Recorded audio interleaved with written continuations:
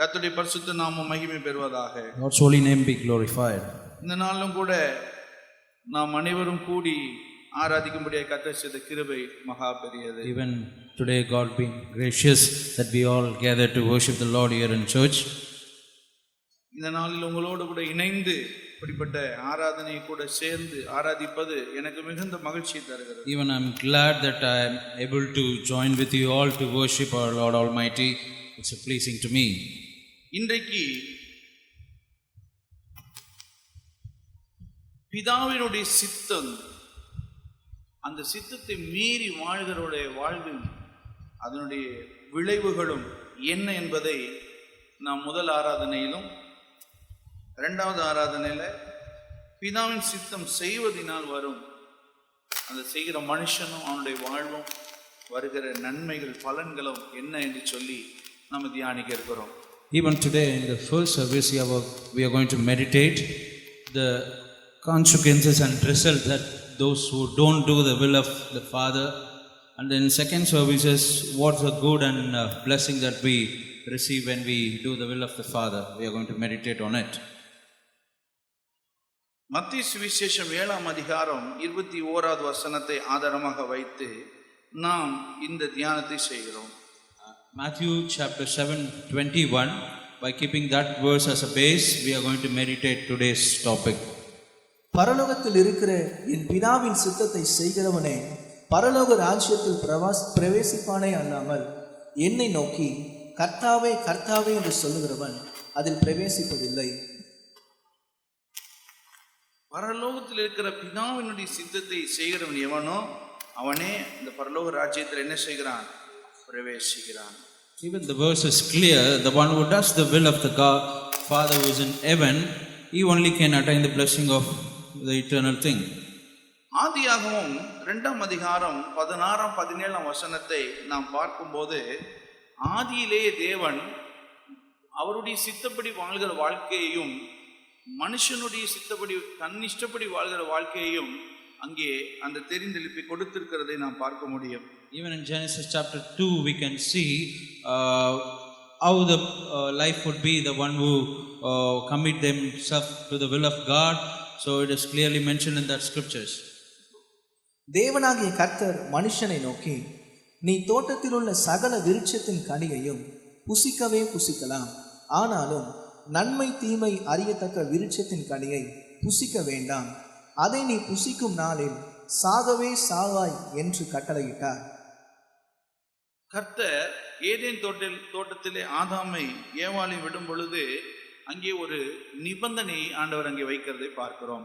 Even in Garden of Eden, when Lord kept Adam, he kept some commandments to him to follow.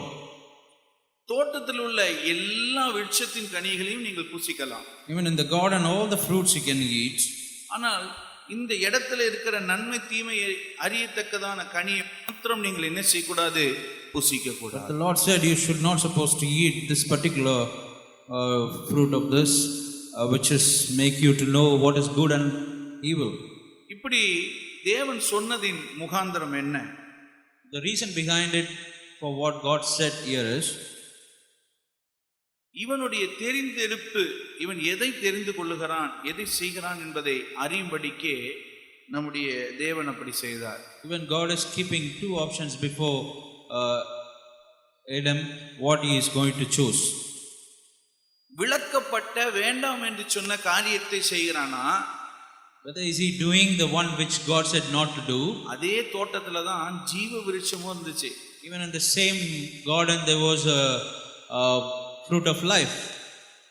அதை அவன் புசிக்கிறானா என்று சொல்லி கர்த்தர் ஒரு சோதனை அங்கே வைத்தார். God was testing Adam whether what he is obeying. ஆனா நடந்தது என்ன? But what happened there? அவன் தன் இஷ்டப்படியான விளக்கப்பட்டதான அந்த கனியை புசித்தான். But Adam finally ate the one which God omitted. நன்மை தீமை அறியத்தக்க கனி மனுஷனுடைய சித்தத்தை வெளிப்படுத்துகிறது. The fruit of the knowing good and evil is revealing man's will. ஜீவ விருட்சத்தின் கனி தேவனுடைய சித்தத்தை வெளிப்படுத்துகிறது. But the fruit of life is revealing the God's will.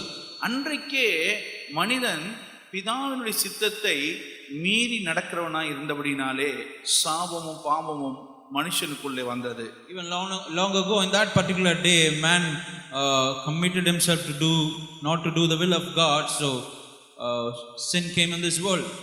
இன்னைக்கு கூட நம்முடைய வாழ்க்கையில கர்த்தர் நம்முடைய தேர்ந்தெடுப்புக்கும் அவருடைய சித்தத்துக்கும் ஆன காரியங்களை உங்களுடைய கரங்களிலே வைத்து விடுகிறார். Even today, God kept in our hand whether to choose to your own will or the will of God. நீங்கள் விரும்பும்போது நீங்கள் பிதாவின் சித்தத்தையும் செய்யலாம். If you want, you can do the will of God, Father. அல்லது நீங்கள் விரும்பினால் உங்களுடைய சொந்த சித்தத்தையும் செய்யலாம். If you choose to do your own wish also is an option. இப்படிப்பட்டதான ஒரு சுதந்திரத்தை சுயாதீனத்தை கர்த்தர் நமக்கு கொடுத்திருக்கிறார். God has kept this kind of inheritance for us. பிரியமானவர்களே, Beloveds, ஆனால் தேவ சித்தத்தை மீறி வாழும் வாழ்க்கை எப்படிப்பட்டது என்பதை நாம் இப்பொழுது தியானிக்க இருக்கிறோம். we are going to meditate how the life would be which will not do the will of God.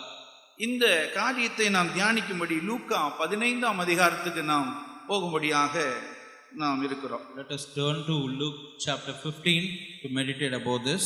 அந்த 15ஆம் அதிகாரத்திலே 3 காரியங்களை இன்றைக்கு இந்த ஆராதனையில் நாம் தியானிக்க இருக்கிறோம். From that chapter, three points we are going to meditate in this service. அங்கே ஒரு தகப்பனுக்கு 2 குமாரர்கள் இருக்கிறார்கள். There was a two son for a father. மூத்த குமாரன், இரண்டாவது குமாரன். The elder one and the younger one. அங்கே இளைய குமாரன் என்ன செய்கிறான்?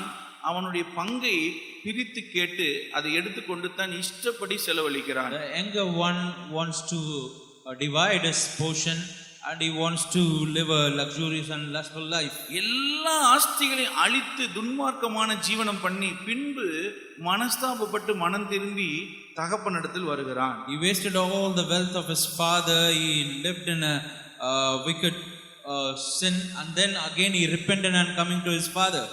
இந்த கதையை நீங்க நிறைய வாட்டி கேட்டிருப்பீங்க. This story you would have heard many times. ஆனால் தேவ சித்தத்தை மீறின ஒரு மனிதனுடைய வாழ்வும் அதன் விளைவும் எப்படிப்பட்டது என்பதை இன்னும் நாம் சற்று ஆழமாய் பார்க்க இருக்கிறோம். Even today we are going to deeply meditate how the life would be the one who doesn't do the will of God. முதலாவதாக லூக்கா 15ஆம் அதிகாரம் 12ஆம் வசனம். First one, Luke 15:12. அவர்களில் இளையவன் தகப்பனை நோக்கி, தகப்பனே, ஆஸ்தியில் எனக்கு வரும் பங்கை எனக்கு தர வேண்டும் என்றான். அந்தபடி அவன் அவர்களுக்கு தன் ஆஸ்தியை பங்கிட்டு கொடுத்தான். கர்த்தருடைய பரிசுத்த நாமம் மகிமை பெறுவதாக. God's holy name be glorified. இங்கே இந்த இளைய குமாரன் தன்னுடைய பங்கை அவன் தர வேண்டும் என்று சொல்லி தன் விருப்பத்தின்படி கேட்கிறான். Even the younger son is asking his portion by doing his own wish and will. கிறிஸ்துவத்திலே ஒரு விதமான கூட்டம் இருக்கிறது. In Christianity there is a one kind அந்த of கூட்டம் எப்படிப்பட்ட கூட்டம்? how they would be. 1 கொரிந்தியர் 15ஆம் அதிகாரம் 19ஆம் வசனத்தின் சொல்லுகிறபடியான ஒரு கூட்டம். 1 Corinthians 15:19 says about that people. இம்மைக்காக மாத்திரம் நாம் கிறிஸ்துவின் மேல் நம்பிக்கை உள்ளவர்களாய் இருந்தால் எல்லா மனுஷரை பார்க்கிலும் பரிதபிக்கப்படத்தக்கவர்களாய் இருப்போம். ஒரு கூட்டத்தார் இப்படி இருக்கிறார்கள். One group of people like this. அவர்களுடைய தேடுதல் தேவையே இம்மைக்கான தேவைகள் தான். They're always seeking only the earthly and material things. நமக்கு வேண்டிய உணவு, உடை, பணம், இப்படி நம்முடைய வசதிகளுக்காக வேண்டிய காரியங்களில் மாத்திரமே நம்முடைய சிந்தை இருக்கும். Always our thoughts would be only whatever we need for the clothing and wealth and for eat. நீங்க எங்க ஆண்டவர்கிட்ட வந்தீங்கன்னு சொன்னா அவங்க சொல்லுவாங்க, எனக்கு ஆண்டவர் இவ்வளோ ஆசீர்வாதம் கொடுத்தாரு, எனக்கு வேலை கொடுத்தாரு, வருமானம் கொடுத்தாரு, உயர்வு கொடுத்தாரு, நான் ரொம்ப தரித்திரனா இருந்தேன், இன்னைக்கு கர்த்தர் என்ன நல்ல ஆசீர்வச்சிருக்காரு என்று சொல்லுவார்கள். You can hear many testimonies that they say, I was in a big poverty, Lord gave this blessing and he blessed me greatly. That's how they testify many times. கர்த்தருடைய பரிசுத்த நாமம் மகிமை பெறுவதாக. God's holy name be glorified. இது என்ன சிந்தை? பரலோகத்தை குறித்த எந்த ஒரு சிந்தையும் இல்லாதபடி பூமியிலே வாழ்கிற வாழ்க்கைக்காகவே இயேசுவை தேடுகிற ஒரு வாழ்க்கை. This mind and thought is completely not thinking of the heaven but only looking at the earth and its needs. இந்த 1 கொரிந்தியர் 15ஆம் அதிகாரம் அந்த பகுதியிலே சொல்லப்படும் பொழுது இப்படிப்பட்டவருடைய நிலைமை எப்படிப்பட்ட நிலைமை என்று பரிதபிக்கப்படத்தக்கவர்களாக அவர்கள் இருப்பார்கள். 1 Corinthians chapter 15, that particular verse we see how worse the state of those kind of people in this earth. பிதாவின் இடத்திலே நமக்கு இம்மைக்கான ஆசீர்வாதங்கள் மாத்திரமல்ல மறுமைக்கான ஆசீர்வாதங்களும் இருக்கிறது. With the heavenly Father we don't have only the blessing of this earth but also the blessing of heaven. பிதாவுடைய சித்தம் என்ன? நாம் இம்மையில் மாத்திரம் ஆசீர்வதிக்கப்படுவது அல்ல, மறுமையிலும் ஆசீர்வதிக்கப்படுவது. The will of the heavenly Father is not only we are being blessed here but also blessed with the eternal thing. ஆனால் இந்த கூட்டத்தார் என்ன செய்கிறார்கள்? இம்மைக்காக மாத்திரம் அவர் மேல் நம்பிக்கையா இருக்கிறார்கள். But one particular group, they always rely only on the earthly things. ஆனால் அவர்களுடைய முடிவு மிகவும் பரிதாபமாய் இருக்கும் என்று சொல்லி இந்த வசனம் சொல்லுகிறது. This particular verse says their end will be very worst and terrible. தன் பங்கை தர வேண்டும் என்று சொல்லி இந்த இளைய குமாரனானவன் அதை பிரித்து கேட்கிறான். The young son is asking for his portion and wanted to divide from his father. யார் இந்த பூமியில மாத்திரம் நான் ஆசீர்வாதமா இருந்தா போதும் நினைக்கிறாங்களோ அவங்க பிதாவின் சித்தத்தை மீறி நடக்கிறவர்கள். Those who are need only the earthly blessing, we can say that they are not doing the will of God. அங்கே பார்க்கிறோம் அந்த தகப்பன் அந்த மகனுக்கு எந்த குறையும் வைக்கல. Here we can see that particular father did not give anything. உணவுக்கு குறை இல்ல, உடைக்கு குறை இல்ல, இருக்க இடத்துக்கு குறை இல்ல, நல்ல ஒரு ஸ்தானத்துல கர்த்தரவன அந்த தகப்பன் வைத்திருந்தார். He was lived in a good state in food and eating, clothing, so he was well settled there.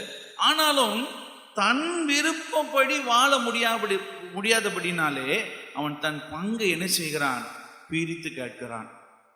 Though he wanted to live his own life, so he wanted to divide his portion. நம்முடைய பரமபிதாவின் இடத்திலே நாம் இம்மைக்காக மாத்திரம் அவரை தேடினால் அவர் நமக்கு செவி கொடுப்பாரா? If we keep seeking heavenly Father and asking only the eternal thing, will he listen to us? மத்தேயு 5ஆம் அதிகாரம் 45வது வசனம். Matthew 5:45, let's see. இப்படி செய்வதனால் நீங்கள் பரலோகத்தில் இருக்கிற உங்கள் பிதாவுக்கு புத்திரராய் இருப்பீர்கள். அவர் தீயோர் மேலும் கவனி, அவர் தீயோர் மேலும் நல்லோர் மேலும் தமது சூரியனை உதிக்க பண்ணி நீதி உள்ளவர்கள் மேலும் அநீதி உள்ளவர்கள் மேலும் மழையை பெய்ய பண்ணுகிறார். கர்த்தருடைய பரிசுத்த நாமம் மகிமை பெறட்டும். Lord's holy name be glorified. அவரு மனுஷனை பார்க்கும்போது இந்த பூமியில இந்த இம்மைக்குரிய வாழ்க்கையில கிறிஸ்தவர்கள், இவர்கள் இந்துக்கள், இவர்கள் இஸ்லாமியர்கள் என்று சொல்லி கர்த்தர் பிரித்து பார்க்கிறதே இல்லை. This year the Lord is not splitting and showing partiality. Though Christians and Muslims and Hindus. அப்படி அவர் பிரித்து பார்க்கிறதா இருந்தா கிறிஸ்தவங்க வீட்டுல மட்டும்தான் மழை பெய்யும், கிறிஸ்தவங்க வீட்டுல மட்டும்தான் வெயில் அடிக்கும். If God being a partiality God, then there will be a rain only in Christians' houses. ஆனால் மனிதனாய் பிறந்த அத்தனை பேருக்குமே கர்த்தர் இந்த பூமியில் இருக்கிற காரியங்களை அனுபவிக்கும் அதிகாரத்தை கொடுத்திருக்கிறார். But every mankind, irrespective of the religion, God has blessed certain blessing to attain it in this earth. நீ நல்லவனா இருந்தாலும் சரி, கெட்டவனா இருந்தாலும் சரி, நீதிமானா இருந்தாலும் சரி, அநீதிமானா இருந்தாலும் சரி, இந்த பூமிக்குரிய காரியங்கள் சகலமும் கிடைக்கும். Even if you are good or bad, righteous or unrighteous, whatever you do in this world, all the blessing of this earth you will get it. பிரியமானவர்களே, இங்கே பார்க்கிறோம் இந்த பிள்ளையானவன் கேட்டோடனே தகவல் கொடுத்துட்டார். Here we see once the son asked, immediately father gave. ஆனால் இப்படிப்பட்ட ஒரு நிலவரத்தில் நாம் இருக்கக்கூடாது. But we shouldn't live in this particular state. எனக்கு இம்மைக்கான ஆசீர்வாதங்கள் மாத்திரமல்ல, எனக்கு மறுமையின் ஆசீர்வாதங்களும் வேண்டும். We supposed to looking forward not only the earthly blessing but also the eternal blessing. இந்த இடத்துல இந்த உலகத்துல நீங்க என்ன ஆசீர்வாதம் பெற்றாலும் நம்ம மரிக்கும் போது அதை எடுத்துட்டு போக முடியாது. Whatever the blessing you attain in this world, you cannot take that when you die. 1 யோவான் 2ஆம் அதிகாரம் 15ஆம் வசனம் இப்படி சொல்லுகிறது. 1 John 2:15 says like this. உலகத்திலும் உலகத்திலும் உலகத்தில் உள்ளவைகளிலும் உலகத்தில் உள்ளவைகளிலும் அன்பு கூறாதிருங்கள். அன்பு கூறாதிருங்கள். ஒருவன் உலகத்தில் அன்பு கூர்ந்தால் ஒருவன் உலகத்தில் அன்பு கூர்ந்தால் அவனிடத்தில் பிதாவின் அன்பு இல்லை. அவனிடத்தில் என்ன இல்லை? பிதாவின் அன்பு இல்லை. கர்த்தருடைய பரிசுத்த நாமத்துக்கு மகிமை உண்டாவதாக. Lord's holy name be glorified. கோழி இனங்களிலே வான் கோழி என்று சொல்லப்படுகிற ஒரு கோழி உண்டு. And in the rooster, there's one particular rooster is there. இந்த எடுத்து ஒரு உதாரணத்தை நான் மறைந்த சாம் ஜபதுரை அவர்கள் சொல்லுவார்கள் அடிக்கடி. Late brother Sam Jabadar used to give this examples always. அதுக்கு பேர் வான் கோழி, ஆனா அது பறக்காது. வான் கோழி, ஆனா அது பறக்காது. His name is a sky rooster, but it will not fly. பார்க்க பறவை மாதிரி இருக்கும், ஆனா அது பறக்க முடியாது. It looks like a bird as a wings, but it can't fly. அதுபோல இன்றைக்கு பார்க்கிறதுக்கு அநேகர் கிறிஸ்தவர்கள் போல இருக்கிறான், ஆனால் அவர்கள் பரலோகம் போக முடியாது. The same way there are many people looks like a Christian, but they cannot go to heaven. ஏனென்று சொன்னால் அவர்கள் பிதாவின் சித்தத்தை மீறி நடக்கும் பொழுது அவர்கள் அந்த பரலோக வாழ்வை அனுபவிக்கவே முடியாது. Because they are coming out of the will of God, so they definitely can't attain the eternal blessing. இன்னைக்கே சிந்திச்சுக்கங்க, நீங்க வான் கோழியா இருக்க போறீங்களா? So in this year, are you being a sky rooster? அதுக்கு அந்த பேரே ஒரு தவறான பேர் தான். Even the name itself not suiting. ஏதோ சாதாரண ஒரு பெரிய கோழின்னு வச்சிருக்கலாம், அதுக்கு வான் கோழின்னு வச்சிருக்காங்க. They could have kept some other name, but they kept it. ஒரு நாள் அதுக்கு பறக்கிற அனுபவமே கிடையாது. But doesn't have the experience of flying. அந்த வான் கோழி போல அநேக கூட்டத்தார் கிறிஸ்துவத்திலும் இருக்கிறார்கள். The same kind of rooster, there are many Christians live in this world. அது எப்படி பறக்காதோ அது போல இவங்களும் பரலோகத்துக்கு போக முடியாது. How it cannot fly the same way, they also can't go to heaven. ஆகவே நாம் இம்மைக்காக மாத்திரம் நம்முடைய ஆண்டவரை தேடக்கூடாது, மறுமைக்காகவும் தேட வேண்டும். So we should not seek God only for the earthly thing, but also for the heavenly blessing. எத்தனை பேருக்கு அந்த மறுமையின் வாழ்க்கை வேணும்? How many of us கைகளை உயர்த்தி அப்பா எனக்கு வேணும், இம்மைக்கான ஆசீர்வாதம் மாத்திரமல்ல, ஆண்டவரே எனக்கு மறுமையின் ஆசீர்வாதங்கள் வேண்டும் என்று சொல்லி கைகளை உயர்த்தி ஸ்தோத்திரம் பண்ணுவோம். Let us ask, Lord, I need eternal blessing, O Lord. சோதராம் சோதராம் சோதராம் சோதராம் சோதராம் சோதராம் சோதராம் சோதராம் சோதராம். இரண்டாவதாக, second thing, Luca 15:13 Luke chapter 15 and 13. சில நாளைக்கு பின்பு இளைய மகன் எல்லாவற்றையும் சேர்த்து கொண்டு தூர தேசத்துக்கு புறப்பட்டு போய் அங்கே துன்மார்க்கமாய் ஜீவனம் பண்ணி தன் ஆஸ்தியை அழித்து போட்டான். கர்த்தருக்கு ஸ்தோத்திரம். Praise be to God. கவனிங்க, எப்போ அந்த இளைய மகன் தகப்பனிடத்தில் ஆஸ்தியை பிரித்து கேட்டானோ அவன் சில காலம் காத்திருந்து பின்பு தகப்பனை விட்டு உறப்பட்டு போனான். Immediately the moment he asked to divide his portion, he left his father's house and went somewhere. முதல்ல பார்த்தோம், இந்த உலகத்துக்காக மாத்திரம், இந்த உலகத்தினுடைய ஆசீர்வாதங்களுக்காக மாத்திரம் நம்ம ஆண்டவரை தேடினா அது நமக்கு அது நன்மையா இருக்காது. First we meditated, if we seek God only for the earthly material blessing, it won't be a good end. இப்படி நாம எப்பவுமே இந்த உலக காரியங்களை குறித்தே நாம் சிந்தித்து கொண்டிருப்போம் சொன்னா சில காலம் பிறகு நாமும் பிதாவும் ஒரு பிரிவினைக்குள்ளாக போய்விடுவோம். So there will be a state, if we keep looking forward for the earthly thing, there will be a big gap between Father and us. கர்த்தருக்கு ஸ்தோத்திரம். Praise be to God. பாருங்க, இந்த உலக ஆசைக்காக, ஆசை பாசத்துக்காக அவன் தகப்பனையே பிரிய அவன் முடிவு எடுத்துட்டான். Even he wanted to get apart from his father just for the earthly needs. கர்த்தருடைய பரிசுத்த நாமம் மகிமை பெறுவதாக. God's holy name be glorified. சங்கீதம் 44:3. Psalm 44:3, let's read. அவர்கள் தங்கள் பட்டயத்தால் தேசத்தை கட்டிக்கொள்ளவில்லை, அவர்கள் புயமும் அவர்களை ரட்சிக்கவில்லை. நீர் அவர்கள் மேல் பிரியமாய் இருந்தபடியால் உம்முடைய வலது கரமும் உம்முடைய புயமும் உம்முடைய முகத்தின் பிரகாசமும் அவர்களை ரட்சித்தது. உம்முடைய புயமும் உம்முடைய வலது கரமும் உமது வலது கரமும் உம்முடைய புயமும் உம்முடைய புயமும் உம்முடைய முகத்தின் பிரகாசமும் உம்முடைய முகத்தின் பிரகாசமும் அவர்களை ரட்சித்தது. அவர்களை ரட்சித்தது. பாருங்க, தகப்பன் எவ்வளவாக அந்த இஸ்ரவேல் ஜனங்களை அவர் நடத்தினாராம். அவருடைய முகத்தின் பிரகாசத்தினாலே அவர்களை ரட்சித்தாராம். Even we knew how Lord led the Israelites by the radiant of his face, he led them through. நாம் நம்முடைய தகப்பனோடு இருப்பது எவ்வளவு பெரிய ஆசீர்வாதம். So it's a great blessing being united with the Father. பிதாவுடைய சித்தத்துக்குள்ள இருக்கிறது எவ்வளவு பெரிய ஆசீர்வாதம். Being in the will of God is a great blessing, is it? அவருடைய முகத்தின் அந்த பிரகாசத்தினாலே நாம் ரட்சிக்கப்படுகிறோம். Even because of the radiant of the Lord, we've been getting saved. அந்த முகம் மகிமையான முகம். It's a glorious face. அவருடைய பார்வையிலே நாம் இருக்கும் பொழுது எந்த தீங்கும் தீமையும் நம்மை அணுகவே முடியாது. When Lord is keep watching over, no evil can come near us. பறந்து காக்கிற பட்சியை போல நான் உன்மேல் கண்ணோக்கமாய் உன்மேல் ஆதரவாய் இருப்பேன் என்று அவர் சொல்லி இருக்கிறார். Even we can read how the birds wings be withered, the same way he is supportive and protecting to us.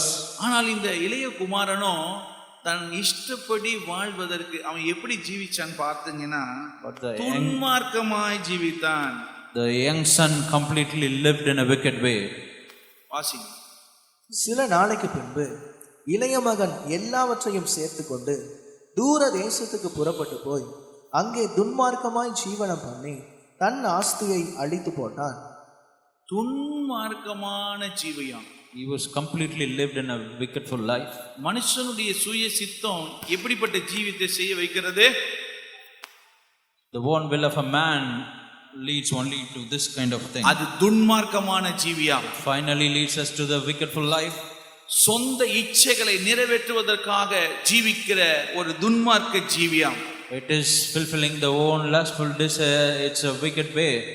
பிரியமானவர்களே, கர்த்தர் நம்மை நடத்தாதபடி, கர்த்தரோடு கூட நாம் இருக்காதபடிக்கு இந்த துன்மார்க்க ஜீவியம் நம்மை அவரையும் பிரித்து விடும்.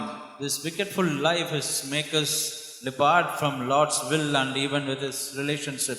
1 சாமுவேல் 8ஆம் அதிகாரம் 7ஆம் வசனத்தை வாசிப்போம். 1 Samuel 8:7, let's read. அப்பொழுது கர்த்தர் சாமுவேலை நோக்கி, ஜனங்கள் உன்னிடத்தில் சொல்வது எல்லாவற்றிலும் அவர்கள் சொல்லை கேள்.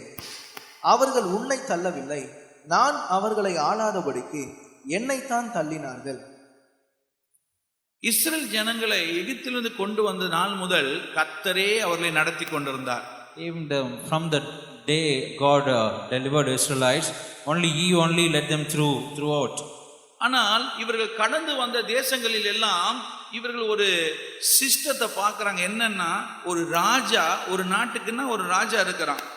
All through the nation they have passed, they can see every nation have one king. அந்த ராஜா அந்த தேசத்தை முழுவதையும் ஆளுகிறான்.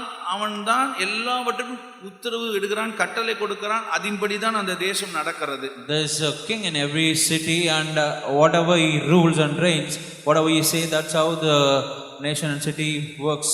இப்பொழுது அதை பார்த்து இஸ்ரவேல் ஜனங்கள் சாமுவேல் இடத்தில் கேட்கிற, எங்களுக்கு ஒரு ராஜா வேணும்.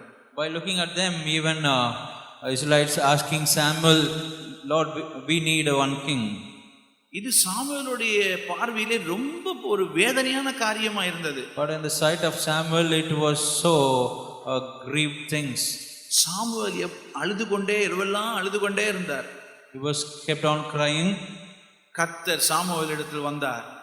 Lord came to Samuel. சாமுவேலே, ஏன் நீ இப்பொழுது கலங்கி கொண்டிருக்கிறாய்? He asked, why are you crying, Samuel?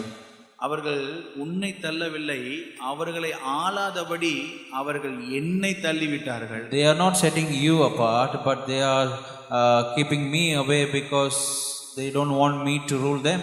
எவ்வளவு ஒரு வேதனையான காரியம் பாருங்கள். How a bad thing it is.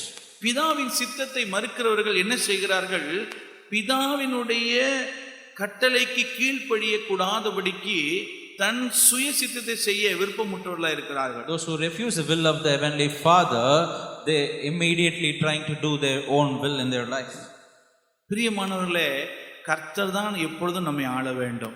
Beloveds, only the Lord should always rule us. கர்த்தர் தான் நாம் எப்பொழுதும் நம்மை நடத்த வேண்டும். Only the Lord should always lead us. அது தாழ்வு காலமானாலும் சரி, வாழ்வு காலமான எந்த சூழ்நிலையிலும் கர்த்தர் தான் நம்மை ஆள வேண்டும். Even it is upward or a lower state, in every place Lord should rule over us. இந்த உலகத்தின் ஆசாபாசங்களோ உலகத்தின் காரியங்களோ நம்மை ஆளக்கூடாது. The need and lustful things of this world should not rule over us. பிரியமானவர்களே, இவனோ தன் தகப்பனை விட்டு புறப்பட்டு போய் தூரமாய் போய் துன்மார்க்கமாய் ஜீவனம் பண்ணினான். He is that particular son left his father's house and went long far away and lived wickedly. எத்தனை பேர் தகப்பனை விட்டு பிரிய மனதில்லை, நான் பிதாவின் சித்தத்தை செய்ய விரும்புகிறேன்னு சொல்றோம். கையை உயர்த்தி கர்த்தரை ஸ்தோத்திரம் பண்ணுவாங்க, உச்சாம ஸ்தோத்திரம் பண்ணுங்க. How many of us wants to do the will of God? Let us praise. சோதரா சோதரா சோதரா சோதரா சோதரா சோதரா சோதரா. அப்பா, நீர் தான் எங்களை ஆளணும். Lord, ஒரு only you சித்தப்படி should நாங்க rule. வாழணும். அப்பா, We should not live according நீர் to எங்களை our will. நடத்துங்க ஆண்டவரே. Lead us, Lord. ஆமென். மூன்றாவதாக Third thing, லூக்கா 15:15 அந்த தேசத்து குடிகளில் ஒருவனிடத்தில் போய் ஒட்டி கொண்டான். அந்த குடியானவன் அவனை தன் வயல்களில் பன்றிகளை மேய்க்கும்படி அனுப்பினான். கவனிங்க, இங்க அருமையா சொல்லப்பட்டிருக்குது, அந்த தேசத்தில் குடியானவன் ஒருவனிடத்தில் போய் ஒட்டி கொண்டான். we can see here that particular the younger son went to that particular city and he joined and merged himself to that particular man. ஒரு நாளும் உலக பொருளோ உலக சிற்றின்பங்களோ நம்மை நெருங்கவோ நம்மை ஆளவோ கொஞ்சமேலும் இடம் கொடுக்க கூடாது. Not even a single day we shouldn't give place to the worldly things and the worldly pleasures should rule over us. இப்படி செய்வோம் என்று சொன்னால் அதனோடு கூட பிரியாத அளவுக்கு நாம் ஒட்டி கொள்ளுவோம். If we keep doing this, we always get merged with this worldly things. 143வது சங்கீதம் 3ஆம் வசனம் இப்படி சொல்லுகிறது. Psalm 143:3 says like this. சத்துரு என் ஆத்துமாவை தொடர்ந்து என் பிராணனை தரையோடு நசுக்கி வெகு காலத்துக்கு முன் மரித்தவர்கள் போல் என்னை இருளில் இருக்க பண்ணுகிறான். அந்த தரையோட அந்த சத்துரு என்ன பண்றான்? நசுக்குறான். Devil is crushing everyone in the flow. ரோமர் 12:1 சொல்றது, இந்த பிரபஞ்சத்தின் ஒத்த வேஷத்தை நீ என்ன செய்யக்கூடாது? தரிக்க கூடாது. Romans 12:1-2 says we should not conform to the image of this world. இந்த இளைய குமாரனை பார்க்கிறோம், அந்த குடியானவன் ஒருவனிடத்தில் போய் ஒட்டி கொண்டான். This younger son went to that particular city and united himself with that particular man. இது எதை காட்டுகிறது? உலகத்துக்குள்ளே நாம போகும்போது அதை நம்மை இறுக பிடித்து கொள்ளுகிறது. நாம் அப்புறம் விரும்பினாலும் நம்ம ஆண்டவரோடு கூட வர முடியாது. So this particular instance shows us when we get into the worldly things continually, it will make us combine with it and we cannot come out of it. நாம எந்த ஒரு விஷயத்தையும் உலக காரியத்தில் அடிமை ஆகிறதுக்கு முன்னாடி நம்ம கண்ணுக்கு முன்னாடி அது அப்படியே கவர்ச்சி போல தெரியும். Always the worldly things will be a great attraction to us. யோசிச்சு பாருங்க, ஒவ்வொரு விஷயமும், அது ஒரு சினிமானாலும் சரி, செல்போன்னாலும் சரி, ட்ரெஸ்ஸுனாலும் சரி, நகைனாலும் சரி, பணம்னாலும் சரி, நமக்கு பார்க்கும்போது ரொம்ப ரொம்ப அப்படி கவர்ச்சியா இருக்கும். If you think even the movie and the serials and the dress and the gold or many things, mobiles and this always be a great attraction before us. அந்த கவர்ச்சியை பார்த்து அதுக்குள்ள போயிட்டோம்னா வெளியே வர்றது ரொம்ப ரொம்ப கஷ்டம். When we get diverted with that and went to it, it's very difficult to come out from it. எளிதில் நாம் வெளியே வர முடியாது, அது அப்படியே ஒட்டி கொள்ளும். Why we can't come out from it? Because we get merged with it. இந்த இளைய குமாரனை போய் பார்க்கிறோம், அவன் போய் ஒட்டி கொண்டான். This younger son went to that particular man and got himself united with him. இவன் போய் இப்படி ஒட்டி கொண்டோன்னு இவனோட நிலைமை எந்த அளவுக்கு போயிருச்சு? After he went and been united with him, his state went so worst. பன்றி தின்கிற தவிட்டை தின்று வாழுகிற வாழ்க்கைக்குள்ளே அவனை கொண்டு போய் விட்டது. Even at the end, his life was completely led into eating the food of pigs. தினமும் அந்த ஒட்டி கொண்ட மனிதன் இவனுக்கு பன்னிக்கு கொஞ்சம் தவிடு போடும்போது இவனுக்கும் போடுவான். That particular man always feed him when he feeds his pig. மனுஷன் சாப்பிடுற சாப்பாடு அவனுக்கு கொடுக்கல, பன்றி தின்கிற அந்த தவிடு கூட நல்லா இருக்கும்ன்றது போல அதை விட மோசமான ஒரு உணவை அவனுக்கு கொடுத்தான். He did not get the food what the human eats, but he got the food of the pig, which is very worst. யோசித்து பாருங்க, Let's think. யோசித்து பாருங்க.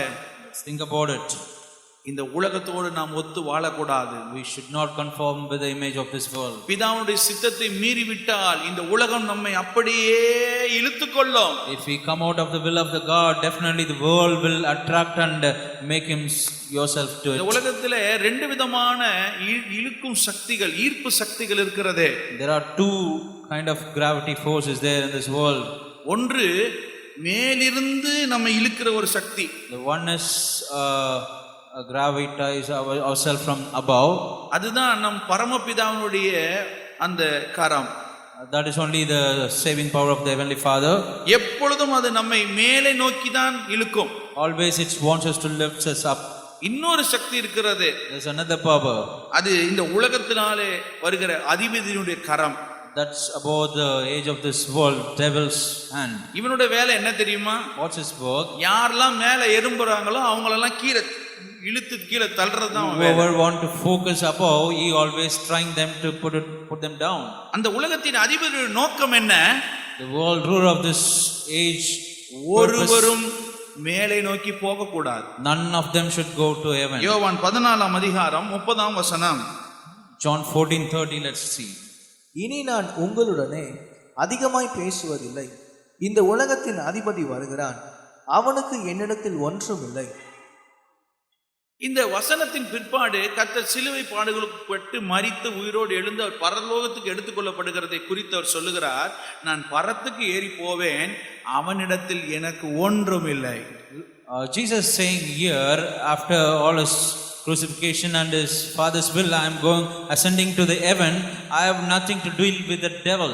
நம்முடைய வாழ்க்கையில நாம துன்மார்க்கமாக ஜீவியம் பண்ணுவோம் என்று சொன்னால், எவ்வளவுதான் மேலே எறும்ப நாம விரும்பினாலும் கீழேந்து ஒரு கரம் வந்து அந்த உலகத்தின் அதிபதியோட கரம் வந்து நம்ம திரும்ப இழுத்து போடும். If we choose to live continually a wicked-full life, even if he sometimes tries to look upward, always the hand of the devil will keep pulling you down. ஆகவேதான் அப்போஸ்தலனாகிய பவுல் சொன்னார், நான் உலகமும் அது சிலுவையிலே அறையப்பட்டிருக்கிறது. That's why Paul wrote the world and its pleasures, and I have crucified all these things on நம்ம இந்த cross. உலகத்துல தான் வாழ்றோம், ஆனா இந்த உலகத்தோடு ஒத்து வாழக்கூடாது.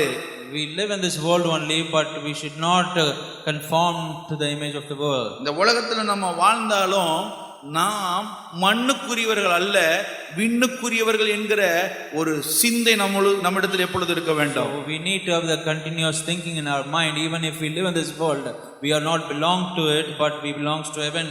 என்னுடைய குடியிருப்போ பரலோகத்தில் இருக்கிறதே. My citizenship is in the heaven. அந்த ஒரு சிந்தையோடு நாம் ஜீவிக்க We வேண்டும். need to live in that mind and thought. உலகம் மாமிசம் பிசாசு கடியில் அடிமையாகவே பாவி நான் ஜீவித்தே, நிம்மதி இழந்தேன், தூய்மையை மறந்தேன், மனம் போல் வளர்ந்தேன், ஏமாற்றம் அடைந்தேன். என்னையா தேடினேன் ஐயா இயேசுநாதா, உம்மை மறந்த ஓ துரோகினான். என்னையா தேடினி ஐயா இயேசுநாதா, அடிமை உமக்கே இனி நான். என்னையா தேடினி ஐயா இயேசுநாதா, உம்மை மறந்த கர்த்தர் நல்லவர், கர்த்தர் நல்லவர், கர்த்தர் நல்லவர். ஆமென். பிரியமானவர்களே, beloveds, துன்மார்க்கமான ஜீவியத்தை விட்டு இந்த உலகத்தோடு கூட ஒத்து வாழ்கிற வாழ்க்கையை விட்டு நாம் வேறு பிரிக்கப்பட்ட ஒரு வாழ்க்கையை வாழ்வோமாக. We supposed to live a separated life that keeping away the wickedful things and the worldly things. உலகத்தார் உடுத்துகிற உடைக்கும் நாம் உடுத்துகிற உடைக்கும் கண்டிப்பாக வித்தியாசம் இருக்க வேண்டும். There should be a definitely difference between the worldly people's clothes and our garments. அவர்கள் வாழுகிற வாழ்க்கைக்கும் நாம் வாழ்கிற வாழ்க்கைக்கும் கண்டிப்பாக ஒரு வித்தியாசம் இருக்க வேண்டும். There should be definitely a difference between their life and our lives.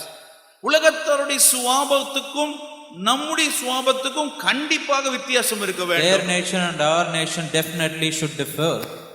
அப்படி நாம் அந்த வேறு பிரிக்கப்பட்ட ஒரு வாழ்க்கையை வாழாவிட்டால் நாம் விண்ணுக்குரியவர்களாக இருக்க முடியாது. If we don't live that kind of separated life, we definitely belong to the heaven. இந்த இளைய குமாரனை நீங்கள் பார்ப்பீர்கள் என்று சொன்னால் இவன் உலகத்தோடு ஒத்த வேஷம் தரித்தவனாய் இருந்தான். This particular young son was completely conformed to the world's image. கர்த்தர் கொடுத்த பலத்தை, கர்த்தர் கொடுத்த நல்ல ஒரு சுகத்தை இவன் துன்மார்க்கமான ஜீவனம் பண்ணி கெடுத்து கொண்டான். All the wealth and the health what God gave, by living the wickedful life, he wasted all those things. நாமோ அப்படி செய்யாதபடி எச்சரிக்கையா இருக்க வேண்டும். So let us be very careful for not doing that thing. இந்த உலகத்தோடு கூட நாம் ஒட்டி கொண்டு வாழக்கூடாது. We should not measure ourselves with this world. இன்றைக்கு இந்த காலவேளையில பரிசுத்த ஆவியானவர் உங்களோட கூட பேசிக் கொண்டிருக்கிறார். Even this morning Holy Spirit is interacting with you. என் மகனே, My son, என் மகளே, my daughter, நீ இந்த உலகத்தில் ஒன்றுக்கும் அடிமைப்படக்கூடாது. you should not be slavery in this world to anything. என்னை தவிர நீ எதற்கும் அடிமைப்படக்கூடாது. Except me, you should not be slave to anything in this world. என்னை தவிர வேறு ஒன்றும் உன்னை ஆளக்கூடாது. Except me, none of them should rule over you. அப்படி என்று சொன்னால் நீ என் சித்தத்துக்குள் வாழுகிறாய் என்று அர்த்தம். Then only it means that you are living under my will. பாவம் உன்னை அடிமைப்படுத்தக்கூடாது. Your sin should not make you slavery to it. உலக ஆசாபாசங்கள் உன்னை அடிமைப்படுத்தக்கூடாது. The worldly attraction and pleasure should not make you as a slave. கெட்ட பழக்க வழக்கங்கள் உன்னை அடிமைப்படுத்தக்கூடாது. All the bad habits should not make you a slave to it. உன் மாமிசம் உன்னை அடிமைப்படுத்தக்கூடாது. Your flesh should not make you to slave to anything. உன் ஆசை இச்சைகள் உன்னை அடிமைப்படுத்தக்கூடாது. Your lustful desire should not make you slavery to it. நீ ஒன்றுக்கும் அடிமைப்படக்கூடாது. You shouldn't be slavery to any of this. அப்படிப்பட்ட ஒரு எச்சரிக்கையான வாழ்க்கையை நீ வாழ வேண்டும். You're supposed to live that kind of careful life in this world. பிதாவின் சித்தத்துக்குள்ளே வாழ வேண்டும். You need to come under the will of God. உன்னை சிருஷ்டித்த உன்னுடைய பிதாவிற்கு உன்னை குறித்த ஒரு திட்டமும் சித்தமும் இருக்கிறது. The one who created the heavenly Father has a great plan about yourself. உன்னை கொண்டு அவர் செய்ய வேண்டும் இருக்கிற அநேக கிரியைகள் இருக்கிறது. There are many great things Lord wants to do through you. அந்த திட்டத்திற்கும் சித்தத்திற்குள்ளும் நீ வர வேண்டும் என்று இந்த கால வேளையிலே ஆவியானவர் திருவுளம் பற்றுகிறார். Even the Spirit of the Lord, you are supposed to commit yourself to that will and His wish. ஆனால் அந்த கெட்ட குமாரனோ அவன் அந்த வேளையிலே வேதனை அடைந்தான். But the younger son, he didn't live. வேதனை அடைந்து என் தகப்பன் வீட்டிலே சம்பூரணமான வாழ்க்கையை நான் வாழ்ந்தேனே, இப்பொழுதோ நான் இவ்விதமாய் அடிமையின் வாழ்க்கை வாழ்கிறேனே என்று அந்த இடத்திலே மனஸ்தாபப்பட்டான். At the end, he is getting repentant and having so much of grievances. He is thinking about his past blessed life. அருமையான சகோதரனே, சகோதரியே, நீ எந்த காரியத்தில் ஆகிலும் நீ அடிமைப்பட்டிருந்தாலும் இப்பொழுது நீ மனஸ்தாபப்படுவாயானால் விடுதலையை கர்த்தர் கொடுக்க சித்தமாய் இருக்கிறார். Beloved brothers and sisters, even if you be in slavery to anything, right now if you repent, God can deliver you. ஐயோ, என் தகப்பனுடைய விருப்பத்தை நிறைவேற்றாதபடி என் விருப்பத்தையே நான் நிறைவேற்றும் துன்மார்க்கமாய் ஜீவனம் பண்ணவும் நான் செய்த காரியம் எவ்வளவு தவறானது. Oh, which I did not commit myself to do the will of the God. I always do my own will and wish. So it's very bad, you may think in it. ஐயோ, பரத்துக்கு விரோதமாகவும் என் தகப்பனுக்கு விரோதமாகவும் நான் பாவம் செய்தேனே. Oh, I have sinned against my father very badly. என்று சொல்லி அவன் என்ன செய்தான், திரும்ப தகப்பனிடத்திலே வந்தான். So finally he repented again. He came to the father. அவன் என்ன நினைச்சான்னா, தகப்பனுடைய வீட்டில் ஒரு வேலைக்காரனாயாவது இருந்தா நான் சாதாரணமா எல்லாரும் சாப்பிட்ற சாப்பாடையாவது நான் சாப்பிடுவேன் அப்படின்னு சொல்லி அவன் உணர்ந்து தன் தகப்பனை தேடி வந்தான். One state even he is repenting and thinking, at least if I be a servant at my father's house, at least I can eat இன்றைக்கு a good கூட food. அப்படிப்பட்டதான உணர்வு நமக்குள்ள வரும்படியாக நாம் நம்மை ஒப்பு கொடுப்போமாக. Even today let us commit ourselves those kind of mind to receive. கண்களை மூடி நீங்கள் சிந்தித்து பாருங்கள், உங்கள் வாழ்க்கையிலே நீங்கள் எதற்கு அடிமைகளாக இருக்கிறீர்கள்? Let us close our eyes and meditate in what thing we've been meditate. இந்த உலகத்தின் காரியங்களில் எது உங்களை அடிமைப்படுத்தி இருக்கிறது? This world, which thing made you to slave? எந்த காரியம் உங்களையும் பிதாவையும் பிரித்திருக்கிறது? Which one separated you and the Father in this world? எந்த காரியம் உங்களுடைய ஜீவியத்தையே கெடுத்து போட்டிருக்கிறது? Which one spoiled your life completely in today? இப்படிப்பட்ட ஒரு கடைசி நிலவரத்தில் எந்த காரியம் நம்மை கொண்டு வந்தது And which thing made you to come to this particular state? என்று சொல்லி நீங்கள் எல்லாம் கொஞ்சம் கண்களை மூடி சிந்தித்து பாருங்க. Let us all close our eyes and meditate. உண்மையாகவே நீங்கள் மனஸ்தாபப்படுவீர்கள் என்று சொன்னால் கர்த்தர் ஒவ்வொன்றையும் உங்கள் கண் முன் நிறுத்துவார். If you really repent, definitely Lord keep all those things in your eyes. அந்த இளைய குமாரனை போல இப்பொழுது நாம் உணர்வடைவோமாக. Like a younger son, if we been realized right now, இனி நான் இந்த உலகத்தினுடைய காரியங்களுக்கு அடிமைப்படுவதில்லை, நான் அடிமையாய் ஜீவிப்பதில்லை, நான் என் பிதாவுக்கு மாத்திரமே பிள்ளையா இருக்க விரும்புகிறேன். I choose to be only a son to my heavenly Father. I will not commit myself to the slave things of அப்படியே this நாம் world. முழங்கால் படியிடுவோமாக. Let us kneel down. முழங்கால் படியிட முடியாதவர் எழுந்து நின்று விடுங்கள். Those who can't kneel down, let us stand. இதுவே and pray. உங்களுக்கு கொடுக்கப்பட்ட இரட்சணிய நாள். This is a time of repentance, save. இந்த நேரமே உங்களுக்கு அனுக்கிரக வருஷம். This is the time of grace. கர்த்தர் உங்களை விடுவிக்கிற ஒரு நாள். This is the time that God can deliver கர்த்தர் you. உங்களை விடுவிக்கிற நேரம். This is the time that God can deliver you. ஆவியானவர் இந்த இடத்துல உலாவிக் கொண்டிருக்கிறார். The Spirit of the Lord is walking around here. கேட்கிறதற்கு காது உள்ளவன் கேட்க கடவன். Those who have the ears can hear it. ஓ, நீ பிதாவின் சித்தத்துக்குள்ளே வருவாயாக. Oh, everyone come under the will of God. உன் இஷ்டம் அல்ல, அவர் சித்தம் உன் வாழ்விலே செயல்படுவதாக. Let Father's will be fulfilled in your life. இனி பிதாவோடு நான் பிதாவை விட்டு பிரிய மாட்டேன் என்று சொல்லி ஒப்புக்கொடுங்கள். Commit yourself, hereafter I will not separate it from Father's will. ஆண்டவரே, இந்த உலகத்தின் எந்த காரியத்துக்கும் நான் அடிமைப்படவே மாட்டேன். Lord, I will not be slavery to any of these things in the world. ஆண்டவரே, என்னை அடிமைத்தனத்திலிருந்து என்னை விடுவியும். Lord, deliver me from all the slavery things. என் அடிமைத்தனத்திலிருந்து என்னை விடுவியும். Lord, deliver me from this slavery state. கேட்க ஆரம்பிங்க, எல்லாரும் வாய் திறந்து Let us கேளுங்க. everyone ask.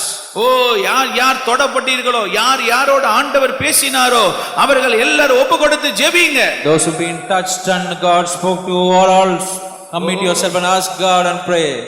மண்ணோடு நான் ஒட்டி உள்ளே, மண்ணோடு நான் உமது வார்த்தையால் இந்நாளில் என்னை உயிர்ப்பியும் என் தெய்வமே. சொல்லுவோமா? உமது வார்த்தையால் உயிர்ப்பியும் என் தெய்வமே.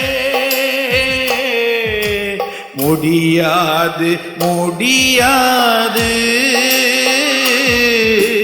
உம்மை பிரிந்து எதையும் செய்ய முடியாது முடியாது ஏசையா.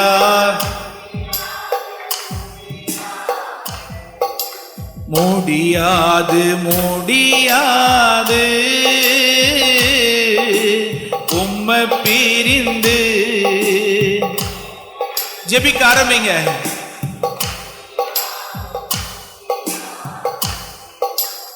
ஏசையா, மண்ணோடு நான் ஒட்டி உள்ளேன், மண்ணோடு நான் ஒட்டி உள்ளேன். மண்ணியோ, மண்ணோடு நான் ஒட்டி உள்ளேன். உமது வார்த்தையால் இந்நாளில் உயிர்ப்பியும் என் தெய்வம். உன்னை விடுவிக்கும்படி ஆவியானவர் இந்த இடத்துல இருக்கிறார். ஓ, உன்னை இந்த உலகத்தையும் பிரிக்கிற ஒரு வல்லமை இருக்கிறது. அவர் பிதாவோடு சேர்க்கிற ஒரு வல்லமை இருக்கிறது. அதுதான் பரிசுத்த ஆவியானவர். அதுதான் பரிசுத்த ஆவியானவர். இப்பொழுது ஒப்புக்கொடு, இப்பொழுது ஒப்புக்கொடு. உலகம் உன்னில் சிலுவையில் அறையப்படுவதாக. நீ கிறிஸ்துவுக்குள் பிழைப்பாயாக. நீ அல்ல, உன்னில் இயேசு ஜீவிப்பாராக. ஓ ராபா தரபா, அந்நிய பாஷை பேசி பரிசுத்தாவின் பலனை பெற்றுக்கொள்ளுங்க. பரிசுத்தாவின் பலனை பெற்றுக்கொள்ளுங்க. ஓ ராபா தரபா, யாரெல்லாம் மனஸ்தாபப்பட்டு இப்பொழுது தங்களை ஒப்பு கொடுக்கிறார்களோ, அப்பா அந்த பிதாவின் சித்தத்துக்குள்ள எங்களை ஒப்படைக்கிறோம். பிதாவின் சித்தத்துக்குள்ள ஒப்படைக்கிறோம். ஆண்டவரே, பரலோக ராஜ்யத்தில் பிரவேசிக்க நாங்கள் வாஞ்சையா இருக்கிறோம். பரலோக ராஜ்யத்தில் பிரவேசிக்க வாஞ்சையா இருக்கிறோம். கிருபை செய்வீராக, கிருபை செய்வீராக, கிருபை செய்வீராக. அந்த வந்த ஒவ்வொரு பிள்ளைகளையும் உடைய கரங்களை ஒப்பு கொடுக்கிறோம். ஆண்டவரே, நீதாமே பாதுகாத்து அவர்களை விடுதலை செய்து பிதாவின் சித்தம் செய்கிறவர்களாக அவர்கள் பலப்படுத்தும்படியாக, பலப்படுத்துகிற கிறிஸ்துவின் வல்லமை, பரிசுத்த ஆவியானவருடைய உயிர்ப்பிக்கிற வல்லமை இப்பொழுது கிரியை செய்யும்படி ஜெபிக்கிறேன். இவளுடைய ஆவி ஆத்துமா சரீரத்தை உங்களுடைய கரங்கள்ல கொடுக்கிறேன். இந்த வசனமான உயிர்ப்பிக்கட்டும், விடுதலையாக்கட்டும், ஆசீர்வதிக்கட்டும். ஆண்டவரே, இம்மைக்குரிய ஆசீர்வாதங்கள் அல்ல, அது மாத்திரமல்ல, மறுமைக்குரிய ஆசீர்வாதத்தோடும் கூட நாங்கள் வாழ எங்களுக்கு உதவி செய்வீராக. நீ செய்த எல்லா நன்மை தயவுக்காய் ஸ்தோத்திரம். இயற்கை செயற்கை சாதகப்படுத்தினதுக்காய் ஸ்தோத்திரம். இப்பொழுது பிள்ளைகள் தங்கள் வீடுகளில் புறப்பட இருக்கிறார்கள். உடைய சமூகம் தேவதூதன் பத்திரமாய் கொண்டு போய் சேர்க்க ஒப்பு கொடுக்கிறேன். இயேசு கிறிஸ்து நாமத்தில் ஜெபிக்கிறோம் ஜீவன் நல்ல பிதாவே.